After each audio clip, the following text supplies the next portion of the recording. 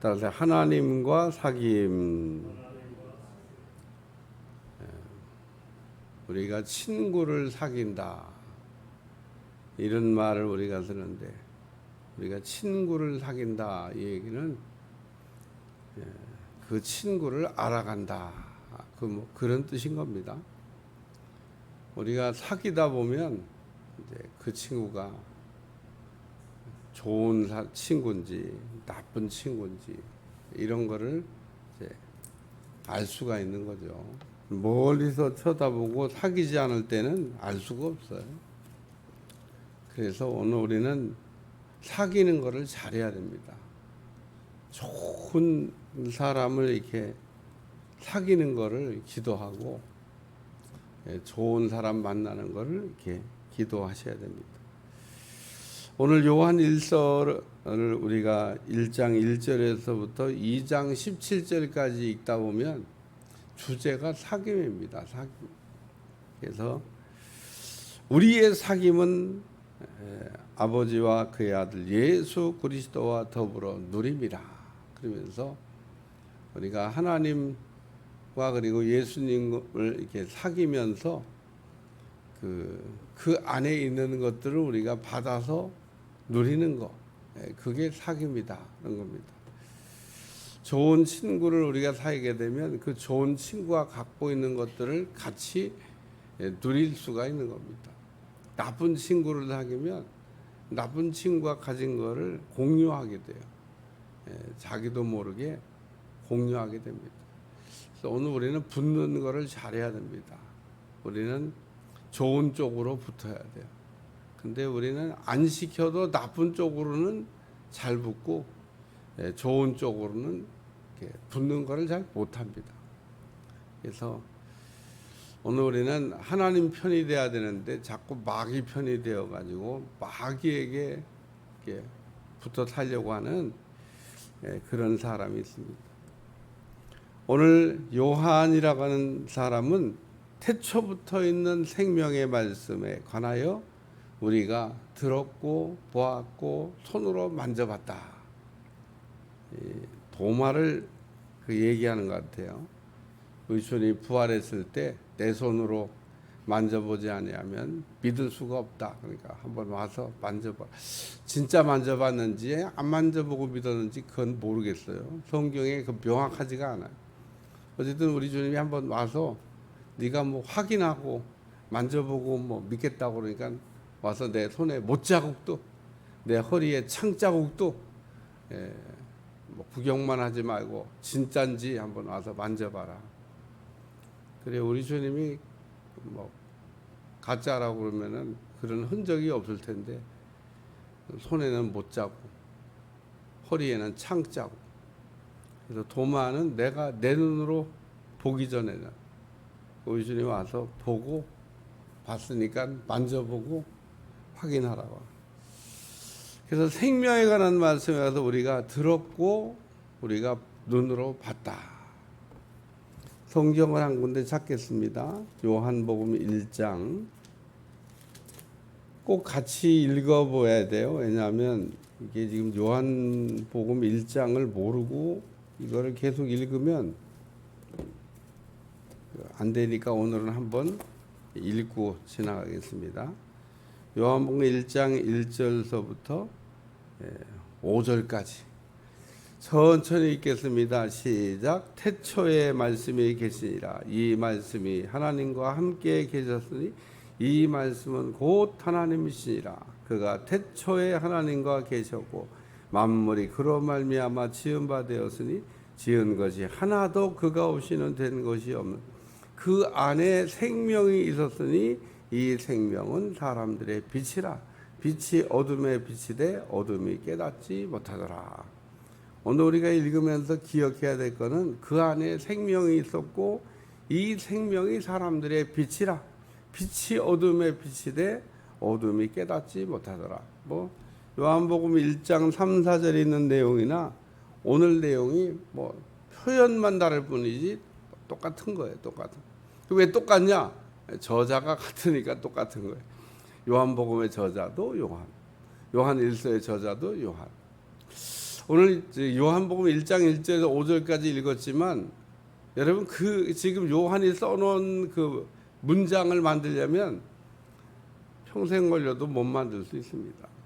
근데 요한은 예수님에 관한 것을 딱 5절로 간단하게 이렇게 예수님이 어떤 분이냐, 예수님의 말씀이시다 라는 걸 시작해서 그 말씀이 곧 하나님이시고 그 말씀으로 천지를 창조하시고 그 말씀 안에는 생명이 있고 생명은 사람들의 빛이다 이렇게 정리했는데, 야, 지금 읽을 때마다 그냥 와 소리가 납니다. 와, 어떻게 이 엄청난 그 말씀을 이렇게 5절로 그냥 간단하게 압축을 했을까?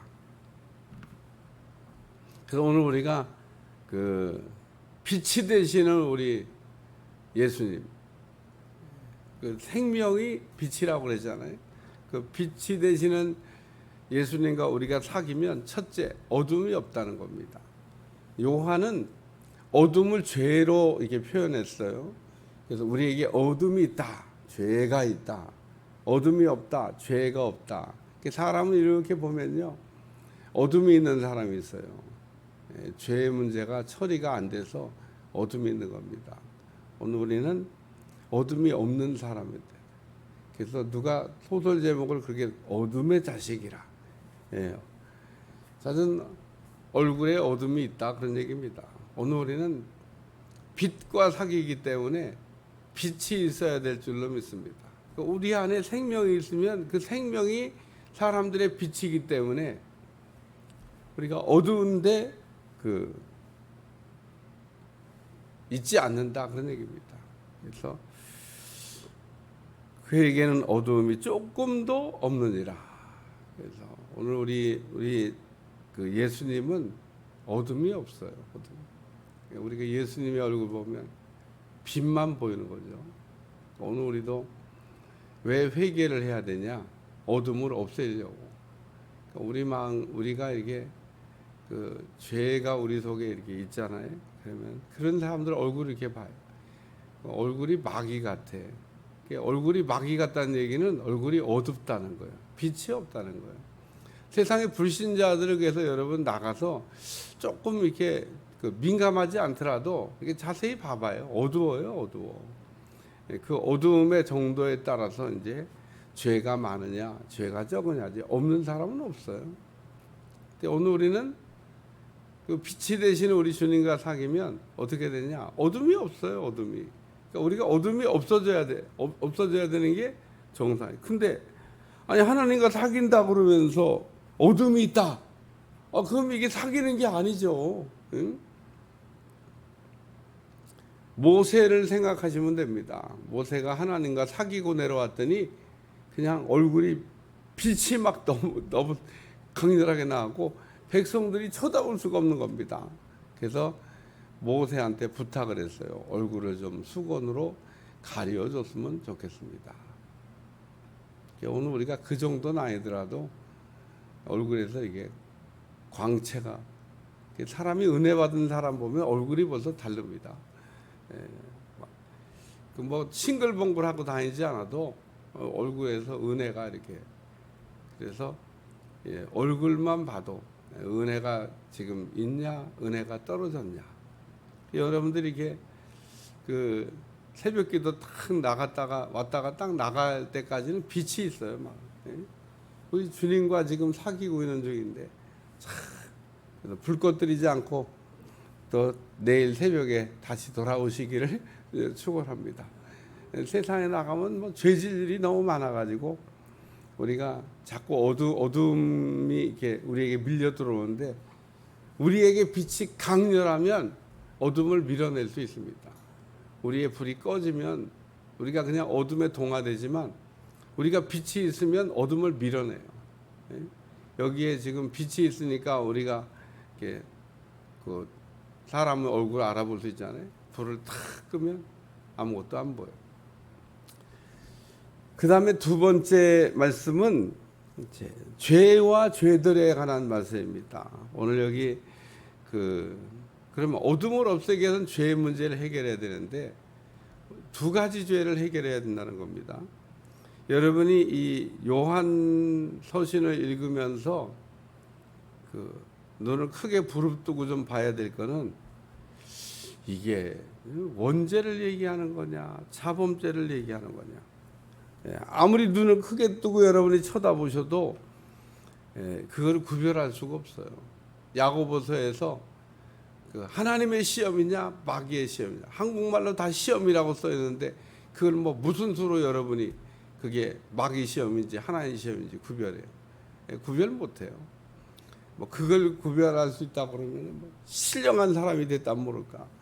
아니 그냥 한글로 볼 때 다 똑같이 시험이란 글자를 써놨는데 무슨 수로 그게 하나님의 시험인지 마귀. 여기도 마찬가지입니다. 오늘 여러분들 7절부터 우리가 이제 그 9절까지 읽었는데 7절부터 9절까지 나오는 이 죄라고 하는 단어가 하나는 원죄고 하나는 자범죄라는 겁니다. 뒤에 3장 넘어가면 또 나와요. 뒤에 3장으로 넘어가면 또 이 요한이 죄에 대한 이야기를 다루는데 그때도 역시 마찬가지로 죄라고 하는 말로 표현하고 있지만 어떤 거는 원죄, 어떤 거는 자범죄. 원어로 보면 다 구별되고 영어로 봐도 구별되어 있어요. 우리가 한국말로 보는 것만 구별이 안 돼 있어요. 그러니까 이 한국말로 된 거에는 그거를 구별할 수 있는 방법이 없기 때문에 여러분들에게 가급적이면 뭐 NIV 성경이나 킹제임스 번역이나 이런 번역, 영어로 된 번역본은 뭐 헬라어까지는 안 찾아보더라도 킹제임스 버전, NIV 버전 뭐 이런 영어로 된 킹제임스 버전이 왜 좋으냐면 직역을 했거든요. 원서 헬라어를 그냥 직역을 했다 그래서 그런 면에서 좋아요. 뭐 의역은 안 했습니다. 그래서 킹제임스 번역이 그냥 원전을 그냥 그대로 직역을 했기 때문에 뭐랄까 의미를 정확하게 부여할 때 아주 연구할 때 좋습니다. 그다음에 NIV 성경은 약간 의역을 했어요. 그러니까 표현이 다르지만 또 좀 쉽게 해놔서 우리가 읽으면서 이해가 쉽죠. 여기 먼저 7절에 나오는 죄에 관한 말씀입니다. 그 아들의 피가 우리의 모든 죄를 깨끗하게 하신다. 그래서 어둠을 없애기 위해서는 피가 필요하다 그런 얘기입니다. 예수님의 피로 죄를 우리가 깨끗하게 씻어야 돼요. 이거 원죄 얘기하는 겁니다. 하나님을 믿지 않는 죄. 오늘 우리가 성경에서 죄 그럴 때 죄가 무슨 죄를 얘기하는 겁니다. 하나님을 우리가 믿어야 되는데 안 믿는 거를 죄의 뿌리가 되는 원죄라 그렇게 얘기합니다. 오늘 우리는 하나님을 믿지 않는 죄, 하나님을 믿어야 되는데 안 믿는 죄, 이게 죄 중에 죄고 하나님이 그 죄를 가장 무겁게 다룹니다. 그러니까 하나님은 우리를 이렇게 보시면서 믿느냐 안 믿느냐, 믿으면 기뻐하시고 안 믿으면 기뻐하지 않은 겁니다. 참 우리에게 그 예수님의 피를 믿는다고 하는 게 왜 예수님의 피를 믿어야 되냐? 예수님의 의를 힘입어야 되니까. 오늘 우리가 의인되는 방법이 두 가지가 있잖아요. 자기 의로 의인되는 거나 아니면 예수님의 의로 의인되는 방법인데 자기가 의로 의인될 수 있는 사람이 있나? 없습니다. 없다고 하는 걸 성경이 우리에게 가르쳐 주고 있어요. 그러니까 오늘 율법으로는 의인이 될 사람이 없고 예수님은 율법을 다 지키셨으니까 뭐 의인 되셨지만 우리 인간은 연약해서 그 율법을 다 지킬 수가 없습니다. 율법을 다 지켰다고 자랑했던 바리새인들에게 예수님이 생각으로도 죄를 안 져야 돼. 기분 나쁘다고 하는 것도 안 돼. 그러니까 오늘 우리가 생각하는 것도 안 되고 기분 나빠하는 것도 안 되는데 여러분 이게 살면서 가끔 가다 보면 뭐 생각으로는 죄 안 져서도 막 기분 나쁘면 얼굴이 벌써 흑색이 되잖아요. 기분 나쁘다 이거예요. 어린애들도 가만히 이렇게 봐요. 막 아주 삐지기도 잘하고 뭐 그냥 기분 나쁘다 이거예요. 나는 그 동생이 태어났는데 태어난 동생이 얼마나 미운지, 왜 자기가 사랑을 독차지하고 살았는데 갑자기 동생이 생겼는데 아주 좋아해야 될 거 아니야? 부모는 좋아하는데 아니 먼저 태어난 자식은 안 좋아해요. 그래갖고 먼저 태어난 여자애가 나중 태어난 그 동생을 보고 저놈은 벽돌이라고 그래. 벽돌이라고. 화가 난다 이거예요. 동생이 생겨서. 엄마 아빠가 보니까 막 그 동생만 데리고 막 이러니까 그지 이렇게 해야지 자기는 안 해도 되니까. 쟤는 벽돌이야. 화가 난다는 표현을 그렇게 하는 것 같아요. 오늘 우리는 그 하나님 안에서 우리가 자기의 의로 의인될 수 있는 방법이 없냐? 어린아이도 안 됩니다. 어린아이가 뭐 죄를 지면 얼마나 짓겠어요. 어린아이도 죄에서 자유할 수가 없어요. 그래서 어거스틴이 그 죄에 대한 고민을 하다가 갓 태어난 어린이를 한번 쳐다보고 있어라. 죄가 없다고 말할 수 있나? 갓 태어난 어린아이가 죄를 지면 얼마나 듣겠어요. 근데 막 갓 태어난 어린아이가 참 젖을 조금 늦게 줘봐요. 아이고 막 얼굴이 빨갛게 막 젖 빨리 달라고 어디서 젖을 늦게 주냐고 막 웁니다. 울지 않고 배가 고파도 한 이틀만 더 봐요. 뒹굴뒹굴 뭐 주시겠지 뭐 굶겨 죽이겠어 그러면서 기다리는 아이는요 없어. 그 어디서 나오는 거냐?